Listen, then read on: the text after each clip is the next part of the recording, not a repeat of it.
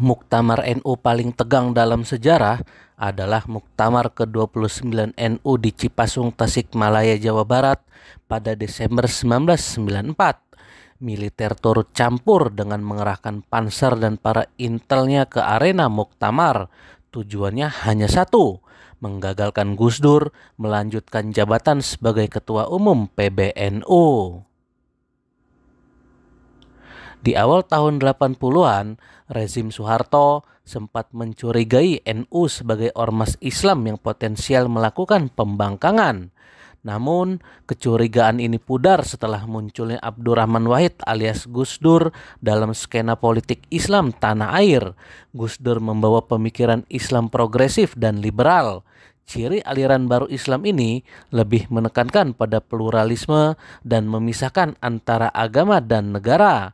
Konsep ini dibawa Gus Dur dalam organisasi NU. Pemikirannya yang progresif dan liberal cukup mewarnai dalam Muktamar NU tahun 1984.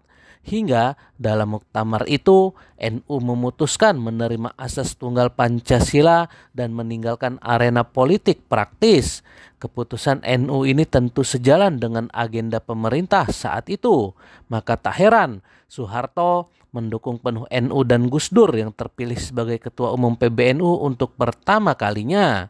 Gus Dur memilih untuk membina hubungan baik dengan Soeharto. Ia pun diangkat sebagai anggota MPR dari Golkar setelah pemilu 1987.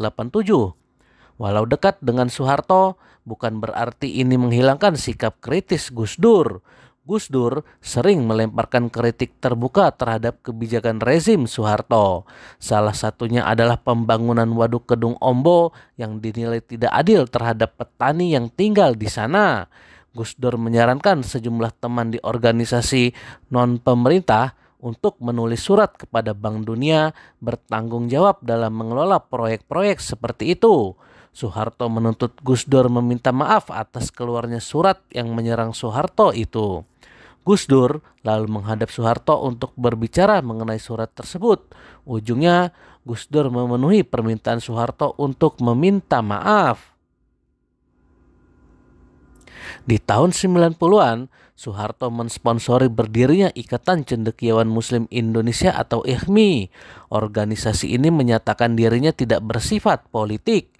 Sejak kelahirannya, IKMI sudah berasosiasi dengan Golkarnya Soeharto. IKMI menerima dukungan keuangan yang cukup besar dari Soeharto. Soeharto juga menunjuk anak asuhnya B.J. Habibie sebagai Ketua Umum IKMI. Munculnya IKMI dengan dukungan penuh dari Presiden membuat khawatir Gus Dur. Gus Dur merasa Soeharto berencana memanfaatkan santri konservatif untuk mendukung dirinya dalam usaha terpilih kembali sebagai Presiden. Selama tahun 1991, orang-orang dalam kubu IKMI berulang-ulang mendekati dan mendesak Gus Dur dan para pemimpin NU lainnya untuk bergabung dengan organisasi ini. Sebagai pemimpin NU ada yang bergabung, tetapi Gus Dur tidak. Ia justru secara terang-terangan mengkritik IKMI. Gus Dur khawatir pembentukan IKMI mendorong tumbuhnya sentimen sektarian dan dengan demikian akan dimainkan oleh kaum konservatif. Di dalam IKMI terdapat jauh lebih banyak birokrat karir daripada aktivis. Oleh karena itu, jika Anda berharap bahwa kalangan ini akan membuat perubahan, sama saja dengan berharap ayam jantan dapat bertelur, kritik Gus Dur ke IKMI. Pada 1 Maret 1992, Gus Dur mengadakan rapat akbar untuk merayakan ulang tahun ke-66 berdirinya NU di lapangan parkir Timur Senayan. Kepada media massa, Gus Dur menjelaskan bahwa rapat akbar ini merupakan bagian dari kampanyenya untuk menjauhkan perpolitikan Indonesia dari sektarianisme. Rapat akbar ini diisi pembacaan ikrar kesetiaan NU pada Pancasila, juga pernyataan dukungan NU terhadap pemilu yang bebas dari kekerasan. Soeharto tidak secara langsung melarang pelaksanaan rapat akbar ini. Ia memerintahkan polisi mencegah anggota-anggota NU di daerah menuju Jakarta. Ini membuat anggota NU yang hadir meleset dari target sebanyak 1 juta orang. Anggota NU yang hadir pada rapat akbar itu ada sekitar 150.000 hingga 200.000 orang. Gus Dur marah Soeharto telah menyabotase rapat akbar NU. Dia lalu menulis surat untuk sang presiden. Salah satu isinya adalah kritik terhadap penghalangan anggota NU yang mau datang ke rapat akbar tersebut. Setelah NU melaksanakan rapat akbar, Soeharto merasa sudah saatnya mengendalikan Gus Dur. Pada bulan Maret, Soeharto mengirim Prabowo Subianto menemui Gus Dur.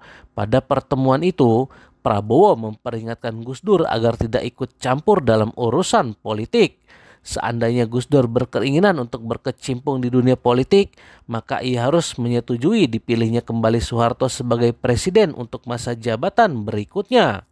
Gus Dur, kami mengerti Anda memimpin NU dan juga kami mengerti Anda tertarik pada forum demokrasi. Yang membuat kami prihatin adalah bahwa Anda harus melakukan keduanya ini.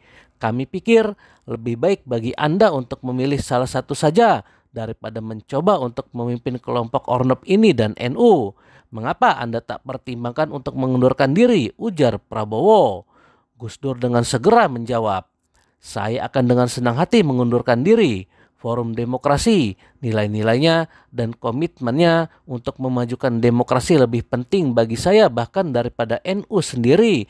Dan mudah saja saya mengundurkan diri dari NU dan memusatkan perhatian pada forum demokrasi. Beberapa hari kemudian Gus Dur mendapat jawaban, lupakan saja, Anda bisa tetap memimpin dua organisasi ini, jangan khawatir lagi.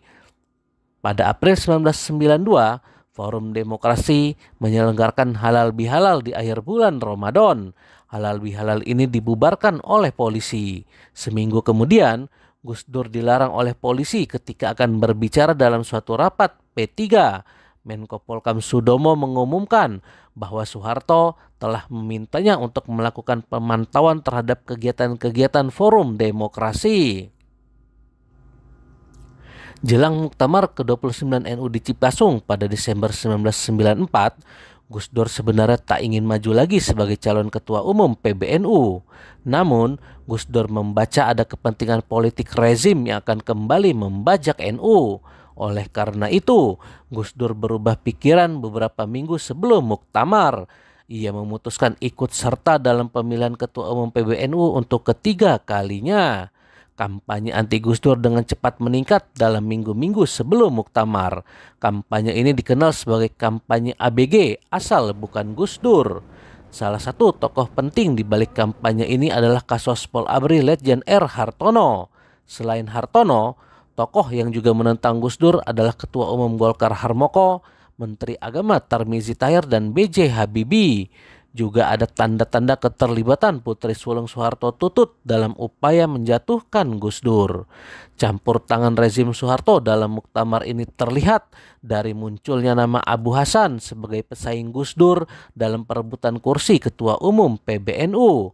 Abu Hasan relatif kurang dikenal di kalangan NU, walaupun ia seorang donatur yang murah hati. Abu Hasan adalah seorang pengusaha kaya raya dari Jambi dan mempunyai hubungan bisnis dengan keluarga presiden lewat usaha pengapalan, konstruksi, dan perdagangan. Gelaran Muktamar ini dijaga ketat tentara. Tidak hanya personel militer dan sejumlah intel yang menyebar di santero lokasi Muktamar, kendaraan lapis baja juga ikut mengelilingi arena Muktamar Cipasung. Diketahui tentara yang berjaga di sekitar Cipasung berjumlah 1.500 personil dan 100 intel. Sebagian dari mereka diberi tugas untuk memonitor delegasi-delegasi daerah dan membantu memberikan pertimbangan-pertimbangan. Muktamar ke-29 NU di Cipasung dianggap paling menegangkan dan panas dalam sejarah NU.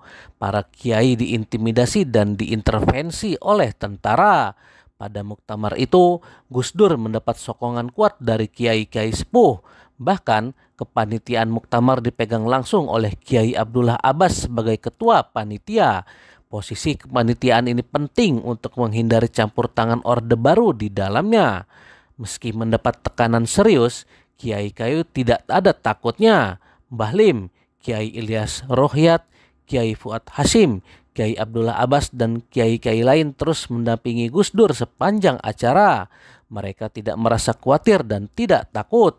Soeharto sendiri hadir membuka Muktamar dan memberikan pidato sambutan. Di momen pembukaan ini, Gus Dur mendapat tempat duduk di baris ketiga dari depan dan tidak disapa secara resmi oleh Soeharto. Hampir separuh acara muktamar dihabiskan untuk mendengarkan pidato dari menteri-menteri dan pejabat-pejabat militer. Panglima ABRI Jenderal Faisal Tanjung bersama dengan 10 menteri lainnya memberikan sambutan. Ketegangan memuncak menjelang hari terakhir muktamar ketika akan diadakan pemungutan suara untuk memilih ketua umum baru. Para peserta yang hadir pada hari itu harus melalui pemeriksaan militer sebelum memasuki arena muktamar. Begitu berada di dalam, praktis mereka terpisah dengan dunia luar karena serdadu dan panser mengelilingi tempat itu. Para menteri dan juga pejabat ABRI datang dan pergi dengan helikopter militer. Pada malam terakhir dari muktamar ini, Gus Dur sempat menyindir para intel ABRI yang menyamar mengenakan seragam Banser. Banyak cabang NU, terutama di luar Pulau Jawa, dan mayoritas cabang ditawari sejumlah uang yang cukup berarti dengan syarat mendukung Abu Hasan. Cara ini berhasil karena sebagian besar anggota Dewan Pimpinan yang berasal dari cabang di luar Jawa adalah pegawai negeri yang dapat dengan mudah diintimidasi oleh ancaman kehilangan pekerjaan atau mengalami penurunan pangkat. Pada putaran pertama pemungutan suara, Gus Dur mengumpulkan 157 suara, Abu Hasan 136, Fahmi Saifuddin 17, sedangkan Khalid Mawardi hanya 6 suara. Para kiai tua tak lagi dapat menahan kegundahan dan mereka pun menangis. Beberapa kiai senior yang paling dekat dengan Gus Dur berdoa. Akhirnya hasil penghitungan suara putaran kedua diumumkan. Gus Dur mengumpulkan 174 suara, sedangkan Abu Hasan 142 suara. Ledakan kegembiraan pun menyapu ruangan pertemuan itu. Di luar ruang pertemuan, kelompok-kelompok muda segera meledakkan kegembiraan dan kelegaan mereka sambil berteriak-teriak. Berpuluh-puluh dari mereka membentuk lingkaran sambil berlari berputar-putar meneriakkan yel-yel dalam bahasa Inggris. Soeharto has to go, Soeharto has to go.